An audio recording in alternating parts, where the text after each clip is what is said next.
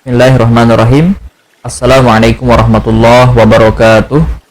Alhamdulillahirabbil alamin. Wassalatu wassalamu ala asyrafil anbiya'i wal mursalin wa ala alihi wa sahbihi ajmain. Amma ba'd.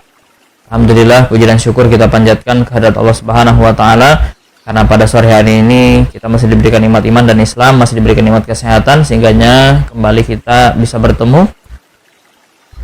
Salawat dan salam kepada Nabi kita Muhammad sallallahu alaihi wasallam, karena dengan perjuangan beliau lah kita dapat mengenal Islam dan dapat menjadikan Islam sebagai pedoman hidup kita. Teman-teman dimanapun berada, alhamdulillah di pekan ini bisa bertemu kembali bersama saya Yusuf di akun Yusuf Al-Barawi. Silahkan bagi teman-teman share, like video ini dan berikan komen jika ada hal-hal yang ingin dikomentari ataupun pertanyaan ataupun saran, silahkan diberikan di kolom komentar. Silahkan ikuti video ini hingga akhir. Teman-teman dimanapun berada, pada kesempatan kali ini kita akan membahas sebuah tema, yakni menjadi pembela Islam. Kita melihat akhir-akhir ini kita mendapat berita yang sangat miris. Syahidnya 6 pemuda yang pada saat itu ditugaskan untuk mengawal Habib, ya, yang dimana ketika sudah ditemukan dalam keadaan syahid. Bagaimana kelanjutannya nanti kita pasti ke depan akan terus diberitakan, ya, karena akan ada persidangan dan seterusnya. Siapa pelakunya, apa motifnya, dan mengapa bisa terjadi, insya Allah nanti akan terjawab semuanya tentunya ketika kita mengikuti berita-berita yang ada. Dan mudah-mudahan, ya, berita yang ada cukup netral, ya, untuk memberikan gambaran kepada kita, karena banyak sekali biasanya, ya, yang terjadi juga sebagian, ya, tidak semua, tetapi ya di tayangan-tayangan yang ada itu tidak semua yang didengar itu benar, ya, seperti itu. Dan mudah-mudahan ini segera, dan kita pastinya semua ikut turut berduka dengan syahidnya 6 pemuda ini, ya. Di sisi lain kita memang sangat miris sekali, bersedih sekali, ya, dimana kata Rasulullah, wafatnya satu kaum muslimin itu luar biasa. Ya, karena kehidupan satu kaum muslimin ini itu sangat berharga sekali. Jangankan hidup, ketika mati pun, ya, itu harus dihormati.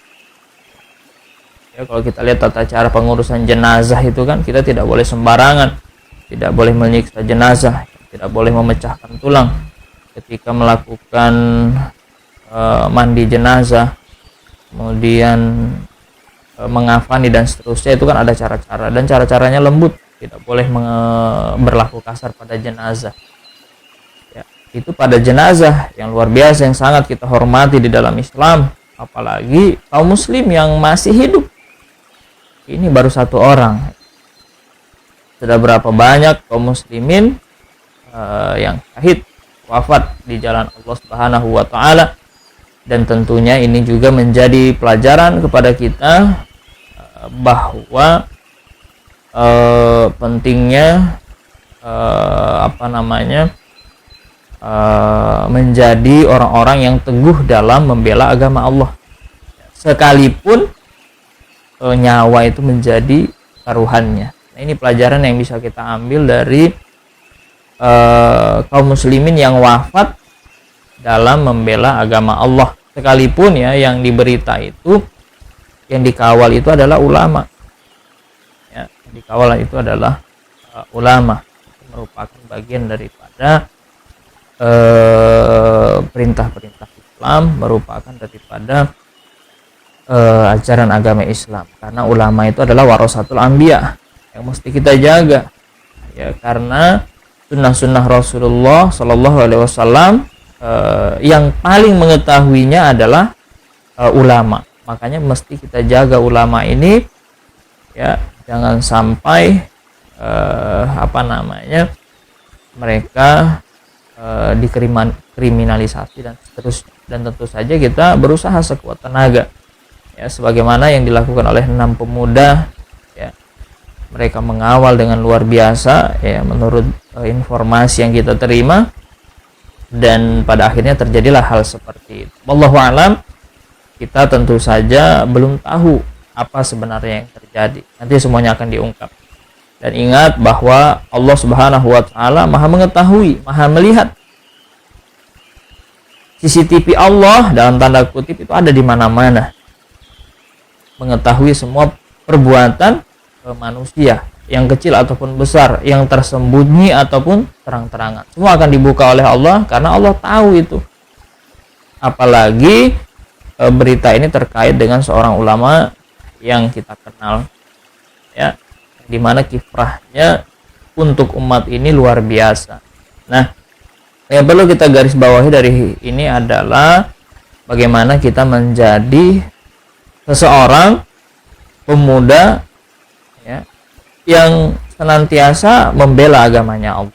Nah, ini yang perlu kita garis bawahi, yang kita pelajari dari kaum muslimin yang wafat dalam membela agamanya Allah Subhanahu wa ta'ala.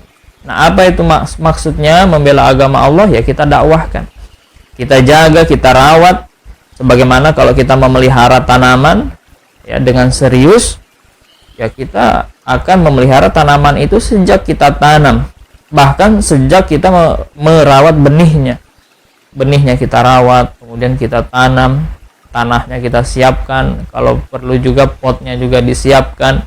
Kemudian bagaimana pertumbuhannya lancar, bagaimana nanti bisa tumbuh dengan sesuai dengan yang kita inginkan, bagaimana nanti bisa menghasilkan bunga yang sangat indah, bisa menghiasi pekarangan rumah kita dan seterusnya. Begitu pula dengan agama ini, mesti kita jaga, mesti kita rawat dari sedini mungkin, hingga nanti pada akhirnya kita dipanggil oleh Allah Subhanahu wa ta'ala menghadap ketika ajal kita nanti sudah ditentukan. Ketika ajal kita datang, pada saat itulah kita akan bersiap dipanggil Allah Subhanahu wa ta'ala. Nah, sebelumnya, mumpung kita masih hidup, mumpung kita masih diberikan umur oleh Allah Subhanahu wa ta'ala, ini kita jaga, kita bela, kita rawat sekuat tenaga kita yang kita bisa agama ini. Sebagaimana Rasulullah Shallallahu alaihi wasallam dulu itu mendakwahkan Islam ini dengan luar biasa. Walaupun penyiksaan-penyiksaan dilalui dengan begitu rupa, ya, begitu macam-macam penyiksaan yang dialami oleh para sahabat oleh Rasulullah Shallallahu alaihi wasallam. Sebagaimana minggu yang lalu kita sampaikan bahwa banyak sekali perlakuan-perlakuan orang-orang kafir kepada Nabi dan para sahabat ketika ingin membela agamanya Allah Subhanahu wa ta'ala. Dan yang paling intinya adalah bahwa bagaimana kita mendakwahkan Islam. Suatu ketika saya pernah berdiskusi dengan salah seorang yang alim. Dia pernah berkata kepada saya pada saat itu di salah satu kelas, ya, kelas di kampus. Kebetulan kami juga kampus belajarnya di kampus pendidikan agama Islam. Pada saat itu membahas tentang dakwah. Yang saya sampaikan adalah semua kita wajib untuk berdakwah, karena ada hadis di dalam riwayat Muslim itu balighu anni walau ayah, sampaikanlah walau satu ayat. Itu artinya adalah bahwa kita tidak menunggu banyak dulu ilmu baru mau dakwah, ya, baru mau dakwah. Kita harus sedini mungkin ketika kita muslim, ya, pada saat itu juga ada kewajiban berdakwah. Masa sih ketika kita muslim tidak ada satu ayat yang kita tahu? Kan pasti ada. Nah, pada saat itu kita diminta untuk menyampaikan ayat itu, ilmu yang kita punya, yaitu dakwah. Ya, jadi kita ini punya kewajiban dakwah. Kemudian teman yang satu ini mengatakan, tidak sembarangan orang loh bisa berdakwah. Tunggu ilmunya banyak dulu. Tuh, ibaratnya itu tunggu jadi ustadz dulu, tunggu lulus kuliahnya dulu ya. Kuliah agama, lulus dulu baru bisa dia berdakwah. Ya, seperti itu. Nah,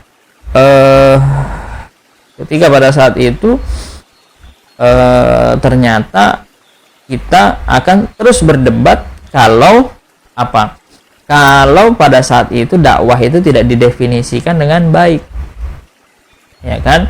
Apakah dakwah itu nanti harus ceramah seperti ini?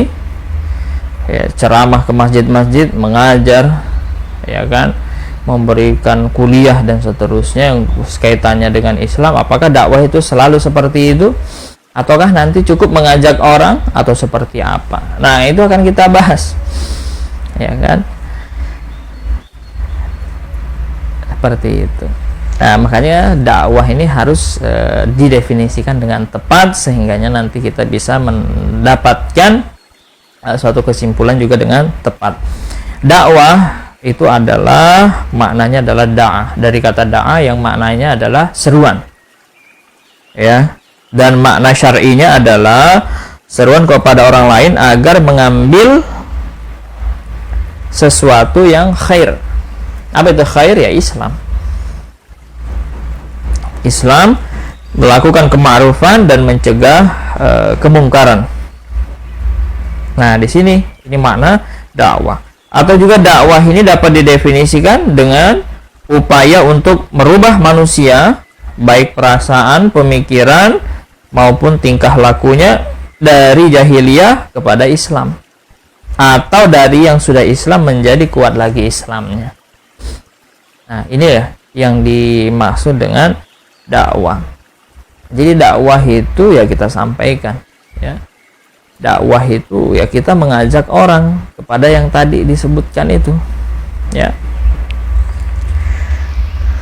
Nah, di sini adapun secara rinci tujuan dakwah itu yaitu sebagai berikut. Yang pertama, menyerukan kepada orang-orang kafir untuk memeluk Islam. Nah, ini yang pertama. Ketika dia tidak Islam, maka kita jadikan dia memeluk Islam. Nah, ini bagian daripada dakwah. Ya. Dari sisi akidah, manusia itu terbagi menjadi dua. Yang pertama kafir, yang kedua mukmin. Nah, dari kalau kita bagi manusia secara akidah ya cuma dua, kafir dan mukmin. Mukmin itu beriman, kalau kafir itu tidak beriman. Nah, dua itu saja pembeda manusia dari sisi akidah. Dia ada dua tadi, kafir dan mukmin. Kalau tidak mukmin, kafir. Seperti itu. Nah, makanya orang pembeda antara orang kafir dengan orang mukmin itu ya akidahnya, bukan yang lain ya. Misalnya kejujurannya, kemudian apalagi kesopanannya, ya, atau misalnya yang lainnya. Misalnya kalau yang perempuan misalnya kerudungnya misalnya. Tidak ya, itu bukan pembeda secara utama. Walaupun nanti ketika kita sudah beriman ya diwajibkan untuk melakukan hal itu ya. Ya. Kenapa? Orang-orang yang tidak beriman pun bisa saja dia jujur. Orang-orang yang tidak beriman pun bisa saja dia sopan. Bahkan perempuan-perempuan yang tidak beriman pun bisa saja dia berkerudung, ya kan? Seperti itu. Nah, itu berarti bahwa bukan pembeda yang utama ya. Akan tetapi pembeda utama adalah akidahnya. Dia beriman atau tidak. Nah, seperti itu. Itu yang menjadi pembedanya, yaitu akidah. Nah, tugas dakwah itu tujuannya adalah bagaimana orang-orang kafir tadi, orang-orang yang tidak beriman tadi menjadi beriman. Nah, ini adalah bagian daripada tujuan dakwah. Kemudian yang kedua, menyerukan kepada orang Islam agar menerapkan hukum Islam secara sempurna. Ya. Karena di dalam Al-Quran dikatakan udkhulu fisilmi kafah, fisilmi kafah, ya. Di situ kita diperintahkan untuk memasuki Islam secara kafah. Ketika dia muslim tidak paham itu, ya tujuan dakwah itu memahamkan bahwa untuk memasuki agama Islam ini secara kafah. Karena Islam ini membahas semua hal dibalas di dalam Islam, ya, likulli syai'in. Jadi dalam ayat jadi dikatakan bahwa Islam ini diturunkan untuk membahas segala sesuatu, ya, yang berkaitan dengan hablum minallah, ya, sudah kita bahas di minggu yang lalu, yang berkaitan dengan hablum minan nafs, yang berhubungan dengan hablum minan nas, ya, masalah akidah, ibadah, ya, kemudian akhlak, ya, halal haram, termasuk dalam sistem pergaulan, sistem pendidikan, bahkan sampai dalam masalah sistem politik dan pemerintahan. Semua dibahas, yang dimana kita wajib masuk semua ke dalam situ. Ketika kita Islam, ya, tidak paham itu, maka tujuan dakwah itu adalah agar kita kembali kepada Islam secara menyeluruh.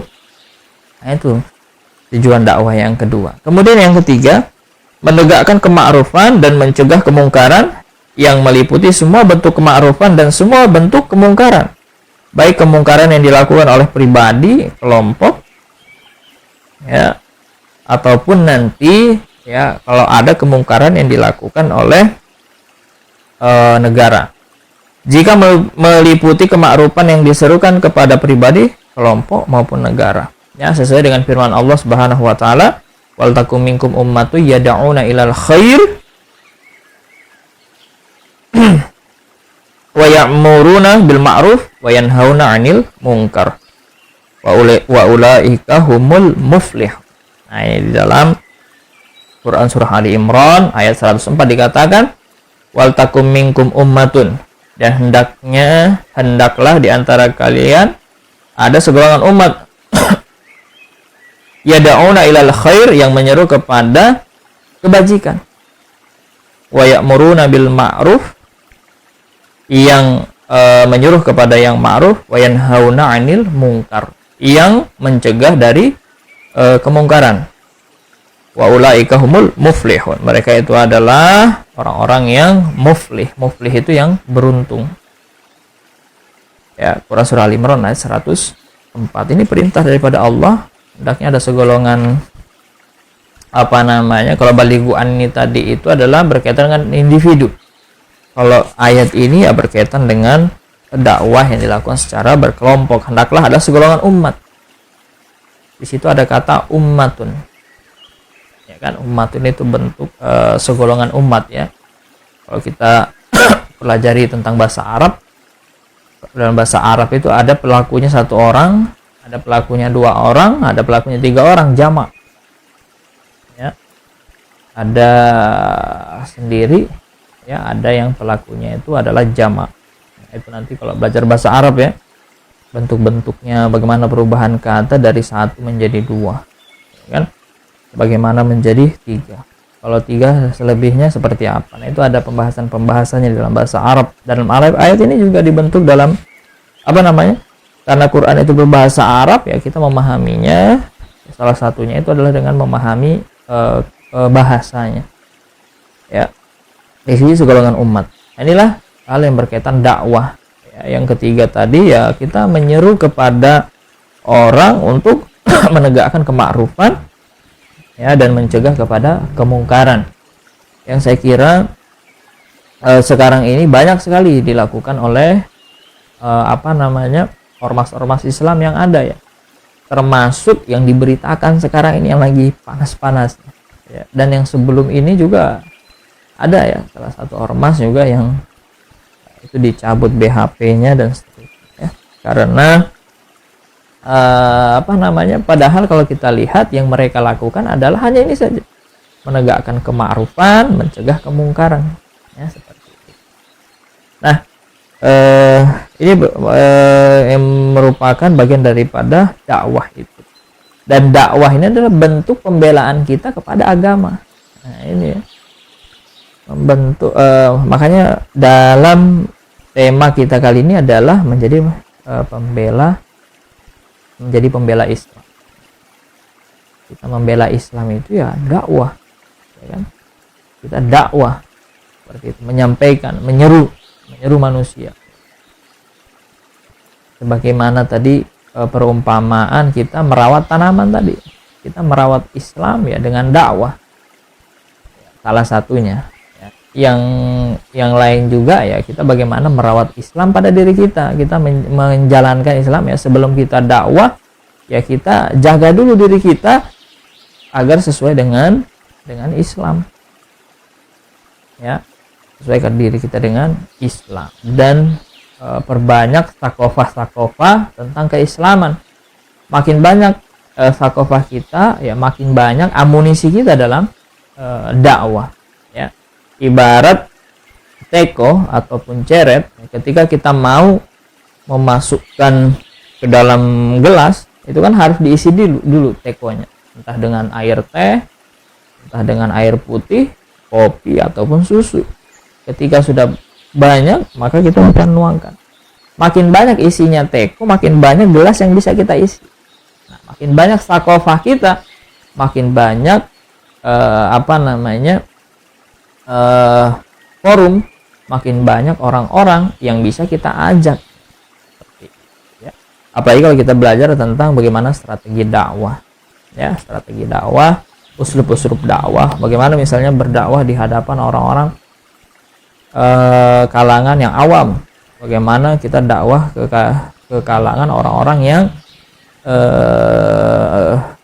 alim, bagaimana dakwahnya kalau di pengusaha, kan itu ada strateginya yang dimana kita harus punya pengetahuan tentang itu.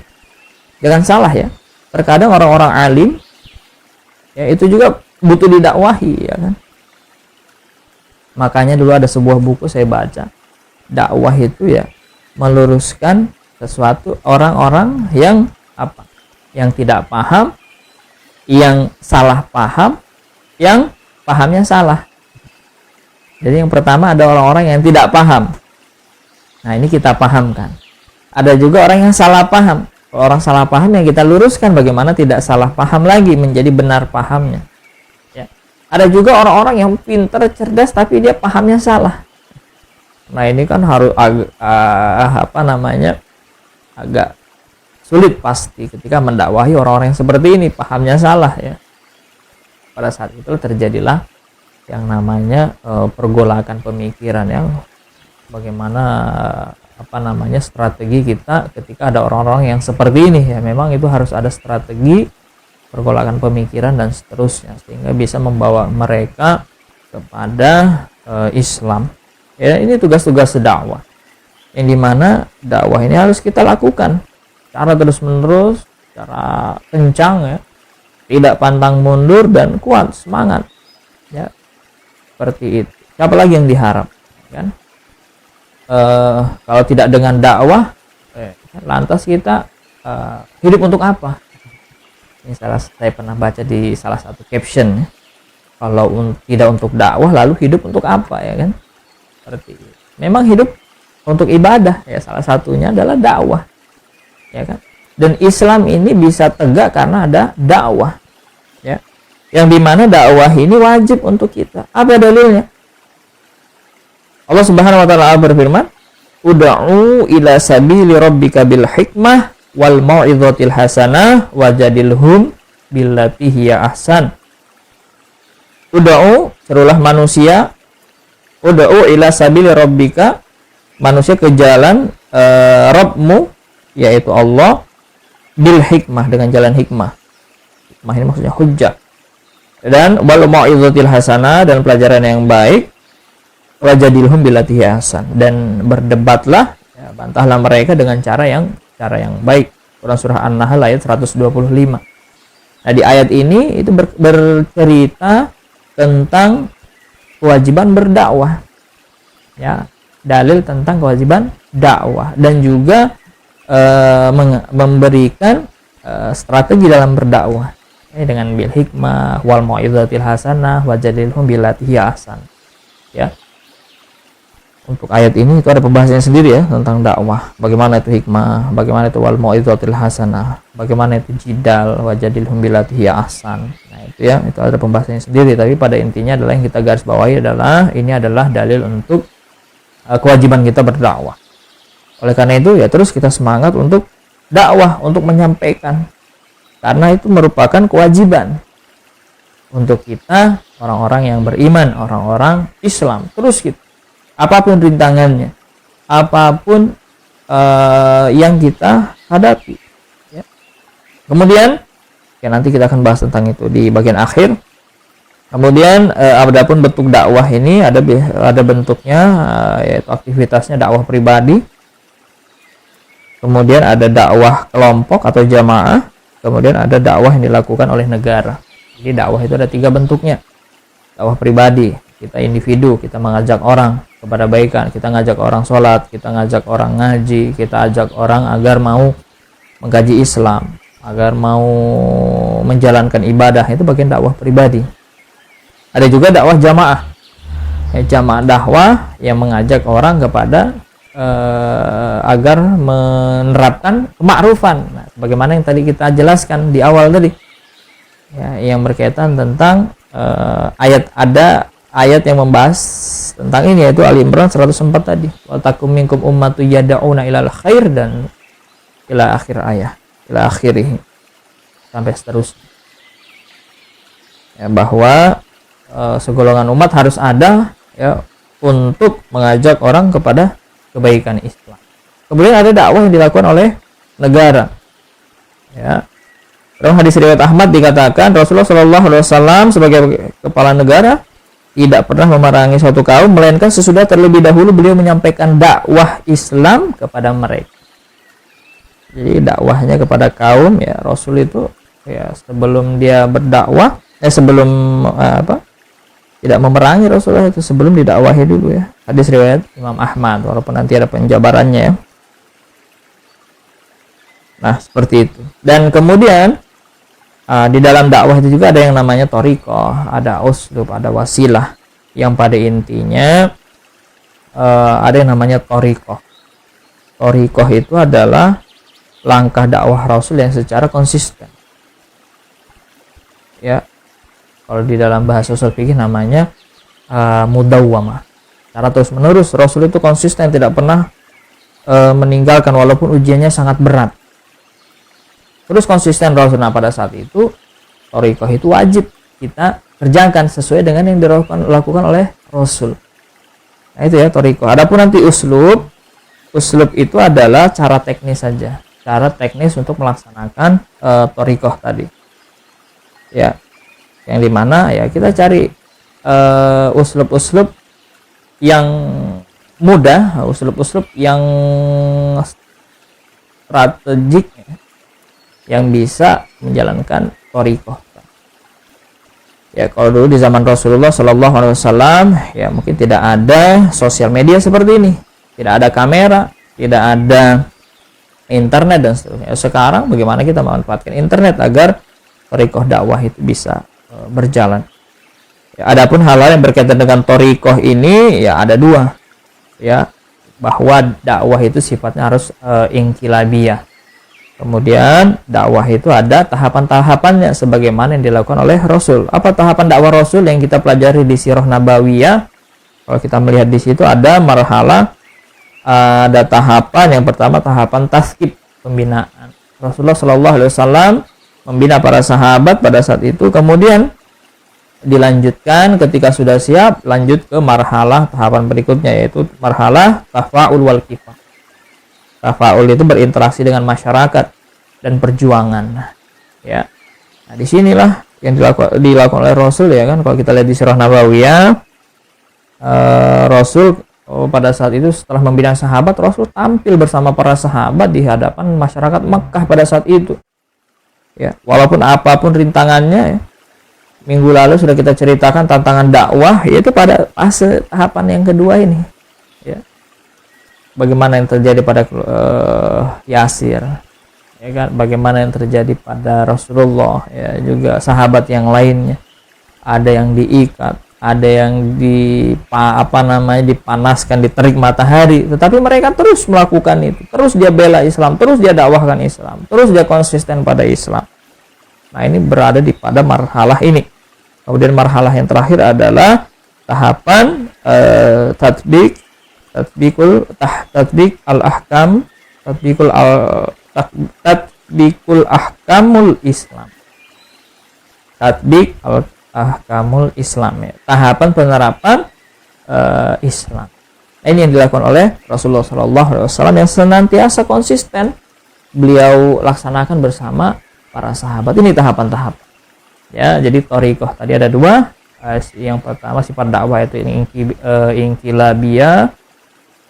Kemudian ada tahapannya itu tadi, yang dimana terus dakwah ini ya harus mesti kita konsisten kita laksanakan. Nah, dakwah ini ya di masa kita dilakukan, juga di masa nabi-nabi terdahulu itu dilakukan juga ya, dan mereka juga tantangannya luar biasa, sama dengan sekarang ini tantangannya luar biasa ya. Ketika kita berdakwah, siap-siap kita diolokin ya. Ketika kita dakwah, siap-siap mendapatkan bulian, siap-siap mendapatkan sesuatu yang bisa mendatangkan kesedihan dan seterusnya ya. Itu memang resiko dakwah. Tetapi apa? Rasul, para sahabat dulu terus, para nabi-nabi juga dulu seperti itu ya. Juga pada saat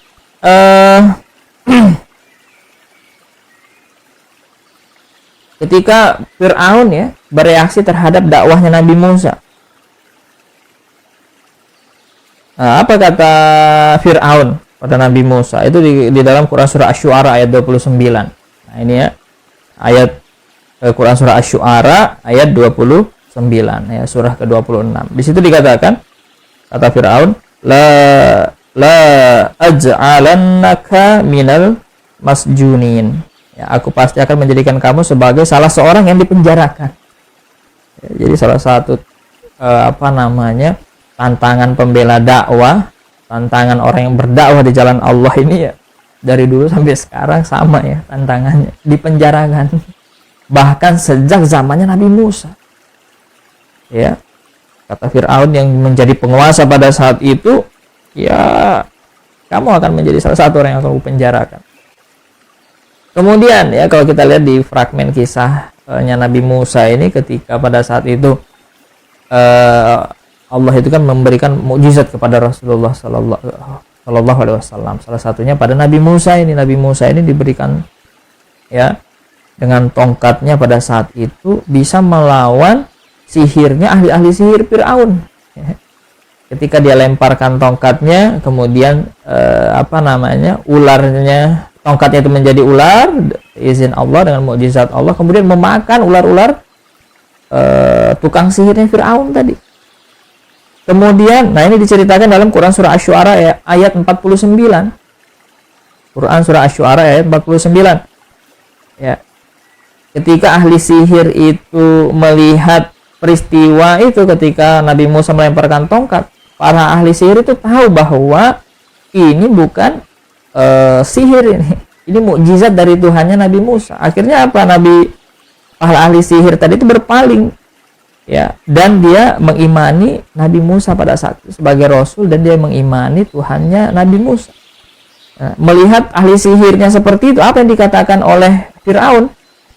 Ya kan? Apa kata Fir'aun dalam Quran surah Asy-Syu'ara ayat 49? Aku pasti akan memotong tangan dan kaki kalian. Nah, ini ujiannya orang yang mau beriman itu. Ya, kata Fir'aun tadi, aku pasti akan memotong tangan dan kaki kalian secara bersilang dan menyalib semuanya. Ya. Nah, itu. Kemudian itu tadi zaman Nabi Musa ya. Kemudian di zamannya Nabi Ibrahim. Nabi Ibrahim pada saat itu apa?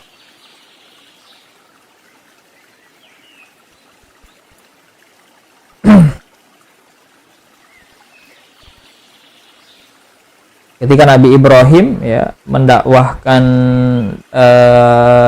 tauhid kepada Allah, apa yang dilakukan oleh kaumnya Nabi Ibrahim? Ya, yang pada saat itu penguasanya itu Raja Namrud. Ya, Pada saat itu Nabi Ibrahim menghancurkan berhala-berhala mereka. Nabi Ibrahim sisakan yang paling besar, dia gantungkan tapaknya pada saat itu. Kemudian dia dicari oleh Namrud dan pasukannya. Ya. Nah, di sini di Al-Qur'an itu dikatakan bahwa qalu harrikuhu wansuru lihatakum. Mereka berkata, bakarlah dia dan bantulah Tuhan-Tuhan kalian. Al-Anbiya ayat 68. Ya, pada saat itu Nabi Ibrahim dibakar dan dengan mukjizat. Nah, Allah itu pada titik tertentu akan membantu kita. Bagaimana Nabi Ibrahim tadi, Nabi Musa, kemudian Nabi Ibrahim juga dibantu oleh Allah Subhanahu wa taala ketika dibakar, tidak mempan itu bakar. Dibakar ya. Tidak mempan api membakar badannya Nabi Ibrahim. Kemudian Nabi Yusuf bagaimana? Nah, Nabi Yusuf juga pada saat itu bagaimana reaksi mereka ya kepada Nabi Yusuf? Nah, Quran surah Yusuf ayat 35. Kemudian timbul pikiran pada diri mereka setelah melihat tanda-tanda kebenaran Yusuf bahwa mereka harus memenjarakannya sampai suatu waktu. Nah, ini, jadi Nabi Yusuf juga itu pernah dipenjara ya, ketika terlihat tanda-tanda kebenaran pada dirinya ya. Kemudian ya teruslah kita konsisten. Orang nabi-nabi dulu juga ketika dia menyampaikan kebenaran juga tantangannya sama ya, dipenjara, dipotong, diikat ya. Luar biasa sekali. Walaupun ya kita juga jangan minta seperti itu ya, tetapi pada saat terjadi ya harus siap-siap. Tentunya bagi para pendakwah yang konsisten di jalan dakwah Islam, kita jadi pembela-pembela Islam, karena tidak ada ruginya ketika kita membela Islam, mendakwahkan Islam, tidak ada ruginya ya. Kenapa tidak ada ruginya? Buka Quran surah At-Taubah ayat 111, surah 9 ayat 111, Quran surah At-Taubah.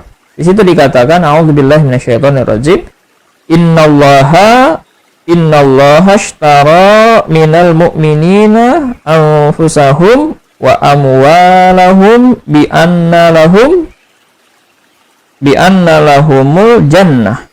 Ya, sesungguhnya Allah telah membeli dari orang-orang mukmin jiwa dan harta mereka yang dibayar dengan surga jannah untuk mereka.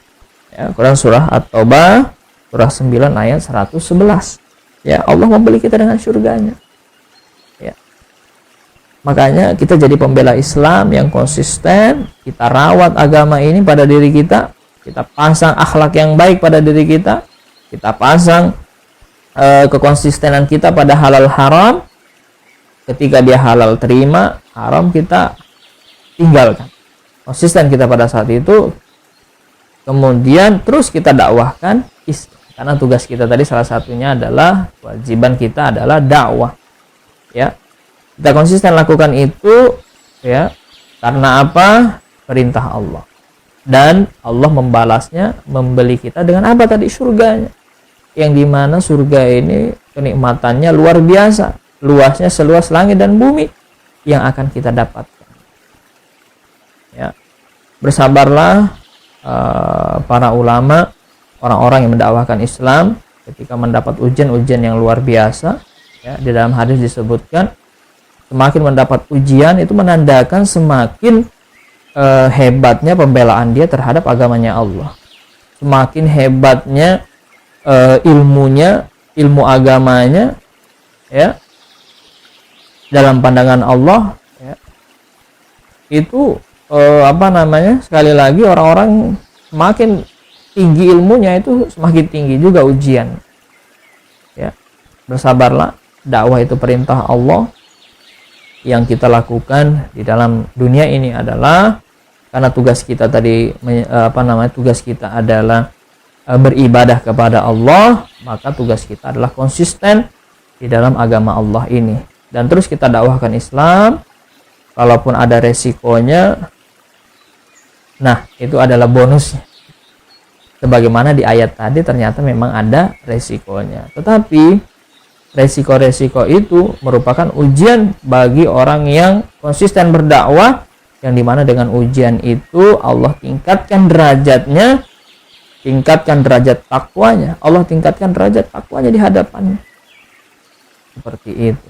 Semoga kita senantiasa konsisten dalam agama Islam dan terus kita membela agama ini, mendakwahkan agama ini hingga akhir hayat kita. Sampai kelak Allah memanggil kita, sampai kita nanti mendapatkan surganya Allah Subhanahu wa ta'ala. Barangkali itu yang bisa saya sampaikan, mudah-mudahan ada manfaatnya. Barangkali kalau ada komentar yang bisa ditanggapi atau ada pertanyaan, silahkan di kolom komentar. Ada? Baik, kalau tidak ada, kita cukupkan sampai di sini. Ya, sekali lagi, teruslah kita konsisten, ya. Teruslah kita bersahabat, ya, dan kita senantiasa bersyukur kepada Allah. Ketika ada ujian, kita bersabar, itu akan tenang hati kita, bahagia kita. Tetapi ada lagi satu rumus yang membuat kita lebih daripada itu, ya, itu apa? Ketika mendapat ujian, bersyukur. Bagaimana rumusnya? Ya, ketika kita jatuh, misalnya yang luka itu lutut. Orang yang bersyukur itu mau ngomong begini, alhamdulillah, untung lutut saja, untung bukan yang lain, ya kan? Kalau yang lain wah lebih parah. Seperti itu ya, kurang lebih. Ketika bisa bersyukur pada saat itu akan melipat gandakan kebahagiaan, ketenangan, saadah dalam hati kita. Ya, semoga kita menjadi konsisten, menjadi orang-orang yang mendakwahkan agama ini, sehingganya kita mendapatkan label yaitu pembela Islam. Demikian yang dapat kami sampaikan. Mohon maaf atas segala kekurangan dan kesalahan. Subhanakallahumma wa bihamdika asyhadu an la ilaha illa anta astaghfiruka wa atubu ilaik. Wabillahi taufiq wal hidayah. Fastabiqul khairat. Wassalamualaikum warahmatullahi wabarakatuh.